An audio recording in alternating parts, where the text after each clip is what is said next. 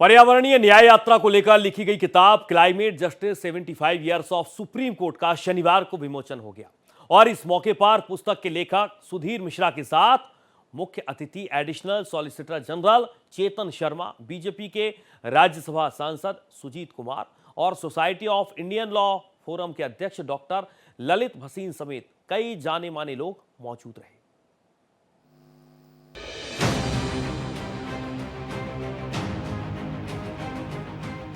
Climate justice 75 years of supreme court पुस्तक में supreme court के 75 वर्षों की पर्यावरण संबंधी न्याय यात्रा को बहुत सुंदर तरीके से बताया गया है। लेखक और सुप्रीम कोर्ट के एडवोकेट सुधीर मिश्रा ने बताने की कोशिश की है कि न्यायपालिका ने संवैधानिक संतुलन बनाए रखने की सतर्कता से शुरुआत करते हुए पर्यावरण शासन के एक सशक्त संरक्षक के रूप में अपनी भूमिका विकसित की। ये बुक बताएगी कोर्ट्स ने क्या किया है। Will you believe in 1950 and that's why the topics are, and Chetan sir rightly summed it up, 2 page 1 page में लिख दिया गया जो भी लिखा गया। And sir, we saved a people tree of the Supreme Court. It was a very old tree. उसके कारण कोर्ट्स की जो पूरी की पूरी कमरों की संख्या वो कम हो गई है। कल को कोई ना कोई चीफ जस्टिस या बाकी जजेस इस पर नाराज भी हो सकते हैं, लेकिन वो मैंने किया, उसकी साइजेस को हमने कम किया बिकॉज हमें एक बड़े पेड़ को बचाना था। सुधीर मिश्रा की लिखी इस किताब का विमोचन मुख्य अतिथि और additional solicitor general Chetan Sharma ने बीजेपी सांसद Sujeet Kumar, society of Indian law forum के अध्यक्ष ललित भसीन और तमाम जाने माने लोगों की मौजूदगी में किया।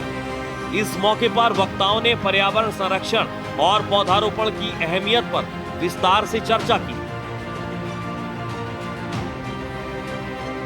पृथ्वी त्वया धृता, ये धृति है। पृथ्वी मंत्रस्य, हर चीज पहले पृथ्वी से स्टार्ट होती है। आपके अंदर भी पृथ्वी है। आपके अंदर जो पृथ्वी तत्व है वो आपका मूलाधार चक्र है, दैट इज द फाउंडेशन।